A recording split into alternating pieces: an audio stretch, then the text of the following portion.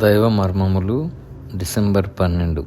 సహోదరుడు భక్త సింగ్ గారి అనుభవంలో దేవుడు ఆయనకు బయలుపరిచిన మర్మములను అనుదినము పంచుకొనుట. సింహాసనమునందు ఒకడు ఆసీనుడై ఉండెను. ఇంద్రధనస్సు సింహాసనమును ఆవరించి ఉండెను. ప్రకటన 4:2-3.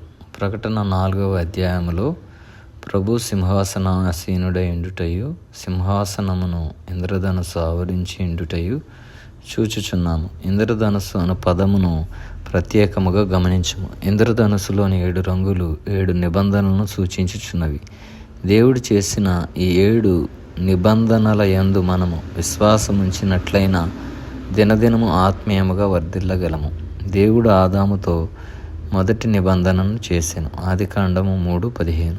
సాతాను తాను జయము పొందితినని తలంచెను. హవ్వ ఓడిపోయినప్పటికీ స్త్రీ సంతానము సాతాను తలను చితక త్రొక్కునని దేవుడు వాగ్దానం చేసెను.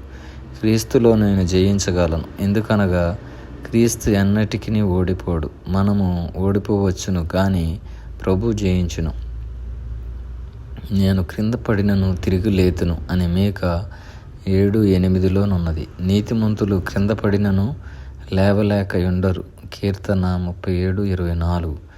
బైబిల్ జ్ఞానము ద్వారా కానీ మనోశక్తి ద్వారా కానీ అద్భుతముల ద్వారా కానీ మనము సాతానును జయించలేము. ప్రశస్త రక్తమును కోరుకొనుట ద్వారాను శిలువ విజయమును అన్వయించుకొనుట ద్వారాను జయించగలము.